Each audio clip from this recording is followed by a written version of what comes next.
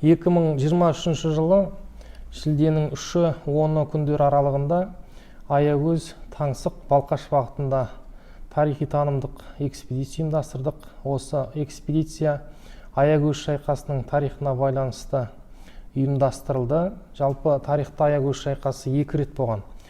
Бұл 1717 жылғы Аягөз шайқасы. Ол шайқаста қазақ жағы жеңіліс тапқан. Ол уақытта жоңғарлардың, мынау қалмақтардың қуатты қаруы күшті болған. Өйткені содан 1-2 жыл бұрын ертістің бойында Йохан Густав Ренат қалмақтардың қолына түскен. Сол қалмақтардың қолына түсу нәтижесінде Цеван Рабдан ордасында қалмақтарды артиллериялық қарулануға, мылтық атуға, баспахан ашуға, басқадай қызмет жасап, сол мықты күшеюіне себепші болған. Жалпы осы шайқаста 30.000 қолмен келген Қайып пен Әбілқайыр хан жеңіліс тауып кейін шегінуге мәжбүр болды делінеді. Ол жерде шекара әскері 1,500 еді қалмақтың. Сол қалмақтың 1,500 әскерінен 30.000 қазақ хандығының әскер жеңіліс тапты дейді. Оған күмән келтіреміз, себебі 30.000 әскер, ол шағын 1,500 шекара әскері болса, оны қоршап алар еді ғой. Бұл жерде күш тепе-тең келген. Және қалмақтар жағының қаруы өте күшті болған, отты қарулары.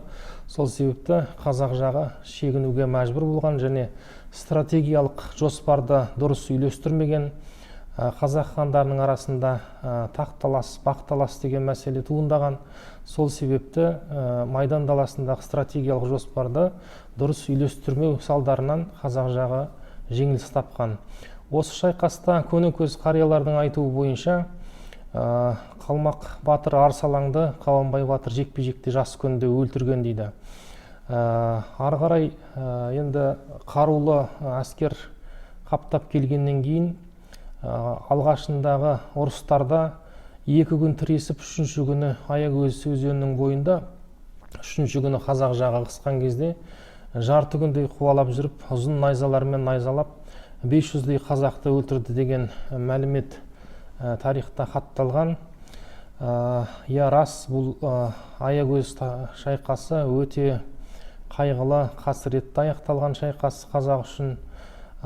Енді басты себеп, жаңағы айтып отырмыз, стратегиялық жоспарды дұрыс үйлестірмей, қазақ жағының береке бірлігінің болмауынан жеңіліс тапқан. Ал енді екінші шайқасқа келетін болсақ, бұл 1754-55 жылдар шамасында өткен. Осы Аягөз шайқасы қазақ-қалмақ қатынастарының 200 жылдық шайқастың соңғы қорытынды шайқастарының бірі деп айтуға болады. Осы кезде Абылай хан және Қабанбай батыр, Бөгенбай батырлар бастап келген қазақ хандығының әскері қалмақтардың Аягөз жеріндегі жасағымен шайқасқа түскен. Міне осы жерде Көгілдір тауы деген тауды ертеректе көнекөз қариялар айтып жүреді екен. Сол Көгілдір тауының етегінде шайқас болған, сол жерде тарихтың ізі бар, шайқастың ізі бар, жебе ұштары табылған, найза ұштары табылған деп бұрын қариялар айтып жүреді екен. Сол жерді анықтап, әдейі ғылыми зерттеу жұмыстарын жүргізу мақсатында барған едік. Бүгін 2023 жыл Аягөз Таңсық Балқаш бағытында ғылыми зерттеу экспедициясының жұмыстарын жалғастырудамыз. Қапталымызда тұрған Көгілдір тауы, Аягөз өңіріндегі осы Көгілдір тауымен бұрын Абылай хан заманындағы бірнеше оқиға байланысты. Қытай дерегінде хатталған, Қытайдың бас мұрағаты, Гугунда сақталған Қанқожаның хаты, Төбет бидің жазған хаты осы Көгілдір тауының етегінде халықтың мекендеп қыстап жүргендігі туралы ақпарат түскен. Және осы Көгілдір тауының етегінде қазақ-қалмақтың бірнеше шайқасы өткен. Соның бірі кезінде Қабанбай батыр Арқауыл батырды Шыңғыстау жерінде Шаған шайқасында 1750 жылы өлтірген кезде, соны бастап барған Доржы Ноян қашып келіп, осы Аягөз өзенінен өтіп Көгілдір тауының етегіне жете берген кезде, Ер Жәнібек пен Барақтың қолы қуып жетіп, 2 күндік шайқас болып, әскері күйрей жеңіліп, соңында Доржы Ноян атынан секіріп түсіп, өзін бауыздап жіберіп жан тапсырған екен. міне сондай тарихи ерекше маңызы бар. Өзі жаратылысы да, жақпар тастары да, жанындағы жазиралы көгалы гүлі де ерекше, құстары да сайраған тарихи мекен. Осы бір тамаша табиғат аясында орналасқан тарихи орын. Расында да осы Көгілдір тауы тарихта хатталып, Қытай деректеріне де түскен. Ол кезде Төбет бидің және мынау Ханқожаның Қытай жағына жазған хатында Көгілдір тауының етегінде көшіп қонып жүрміз, осы жерде қыстап шықтық деген хатталған кейінгі хаттарда сол Көгілдір тауының тарихи жер екендігін аңғартады. Осы Көгілдір тауының оңтүстік жағы мен батыс жағында таза шығып жатқан бұлақ бар екен, осы күнге дейін сарқырап ағып жатқан, және қонысы өте жайлы, шұрайлы жайлау енді деп айтсақ болады. Сол көгілдір көк шалғыны бар. Міне осы Көгілдір тауы мен Таңсық ауылының шығыс жағында Көктөбе деген жер бар екен. Сол Көктөбенің маңында да ұрыс, шайқас жаңағы өткен. Ол жерде де батырлар қорымы кездесті. Көгілдір тауының етегінде де, Көктөбеде де. Яғни бұл жерде айқын дәлел шайқастың өткендігін аңғартып тұр. Және сол кездегі жерленген қазақ батырларының қорымдары аналогиялық жағынан қараған кезде Бұланты, Аңырақай, Шаған, Үржар, Еміл шайқасындағы, мынау Майлышат, Базаршат шайқасындағы сол тастан үйілген қорымдардың жерлеу ғұрпына келеді. Яғни бұл сол 18 ғасырда өткен тарихи шайқастың ізі екендігі анық.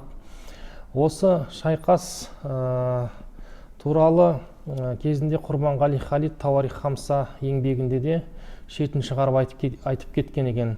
Көгілдір тауында шайқас өткен, осы жерде қазақ пен қалмақ тұрыстық қылған деп. Одан кейін осы Көгілдір шайқасының өткен жері жалпы Аягөз аумағында қазақ-қалмақ шайқасынан кейін Мамырсу бітімі болған. Бұл Мамырсу бітімі мынау қазақ Мәнжүр арасындағы шайқас аяқталғаннан кейін осы Аягөз қазір қаласы тұрған жерден батысқа қарай 3 шақырым жерде Мамырсу деген кіші өзен тармағы ағып өтеді. Осы үлкен Аягөз арнасына құятын. Қазір Мамырсудан Батпақсу жеріне келіп тоқтадық. Осы төбеде мына жатқан тас қорым 50 шақты Абылай хан, Әбілқайыр, Қабанбай батырлар бастаған кезіндегі Цин империясының Мәнжүр әскерімен шайқасқа түсіп, соңында Батпақсу жерінде кезінде Абылай ханның шатыры тігілген екен. Кең алқап, Лайсу, Батпақсу, Айдынсу аталатын тарихи осы қияқ жер. Осы жерде 1757 жылы Абылай хан тоқтап шатыр тігіп,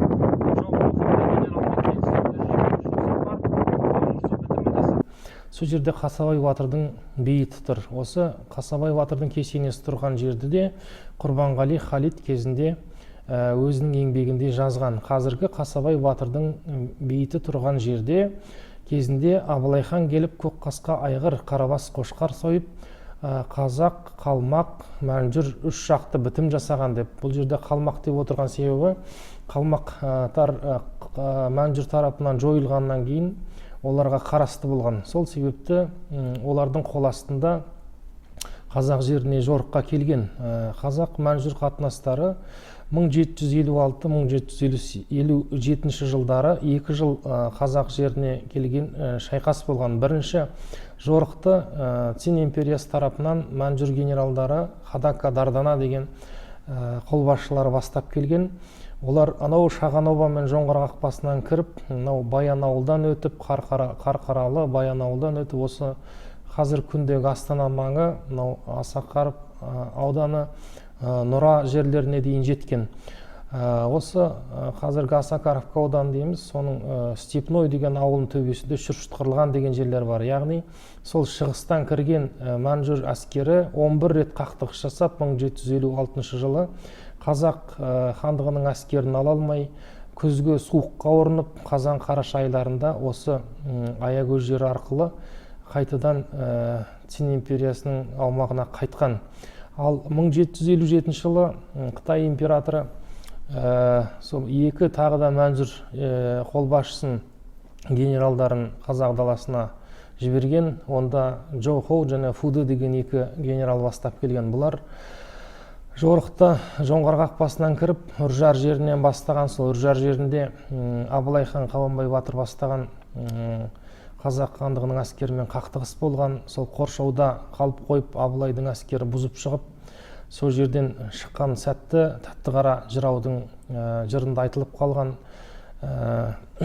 Қаптап шүршіт келгенде Абылай сонда сасқан жоқ, еңкейе бере жылысты деп, мұны қоян қашты қаша ұрыс салу деген қазақ хандығының әскери тактикасына басым күшті ыдырату үшін арқа қарай жетектеп жаңағыдай шайқас салған. Сонда екі топқа бөлінген екен негізінде. Абылай хан Бөгенбай батыр, Олжабай бастаған бір топ арқа қарай жетектеп бастаса, олардың тылын қиып, жаңағыдай арасында күшті ыдырату үшін Қабанбай батыр, Қожаберген батыр, Барақ батырлар осы жерде жаңағы екінші топта, және Шапырашты Наурызбай бар, осы екінші топта жүрген.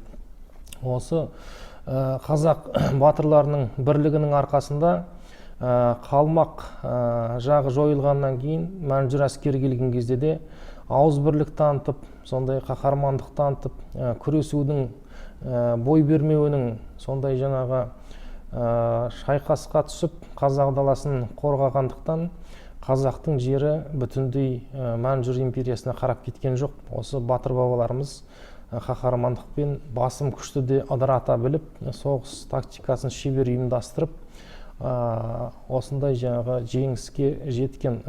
Жеңіске жеткенде бұл енді қақтығыстан кейін дипломатияға көшкен. Бұл дипломатиялық келісім осы Мамырсу, Батпақсу жерінде өткен. Сол Батпақсу деген екінші бір кіші өзен тармағы тағы да Аягөзге барып құяды.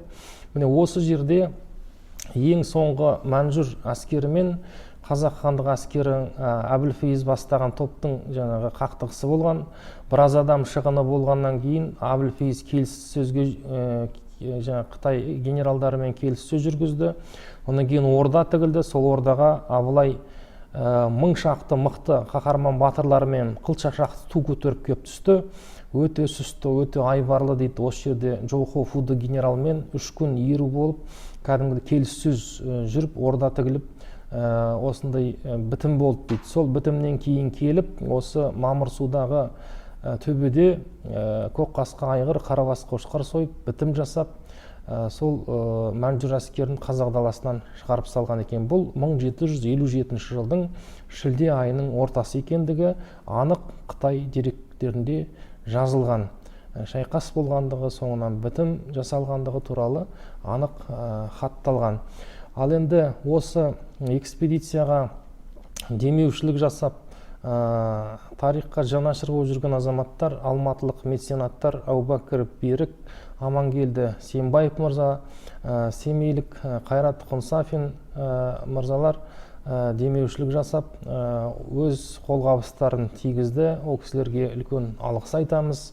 Жергілікті өлкетанушылар Бақыт Өмір Шалғынбаев, Шағзада Есалы, Әділбек Баймоллаев деген азаматтар, сол Аягөз жерінің тұрғындары, ел ағалары, қарт шежіреші десек те болады Шағзада Есалыны.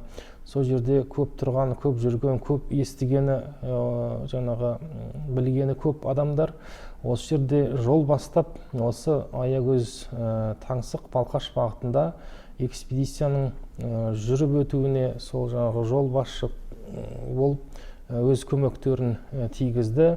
Және Мамырсу ауылының әкімі Тілеукен Әжікеновке алғыс айтамыз. Онан кейін Нұрлыбек дейтін азамат мынау Таңсық ауылынан, онан кейін Нұрлан деген әкім Қопа ауылынан Аягөз ауданында өз көмегін тигізіп, қарсы алып, жол бастап, азаматтарға табыстап бара жатқан бағытымызда көп көмек тигізді. Міне осы экспедицияға әр қатысқан азамат өзінің үлесін қосты. Сол жаңағы тарихшы, өлкетанушы ғалымдардан орта мектептің ұстаздарынан, тарихшылардан құралған топ осы экспедицияны 2023 жылы табыспен аяқтады деп айтсақ болады. Алдағы уақытта да тарихи танымдық зерттеу экспедициялары жалғасады. Өйткені ата-бабаларымыз қазақ жерін қорғап шайқасқа түскен кезде жауды шауып келсек абыройлы боламыз деп шаппаған.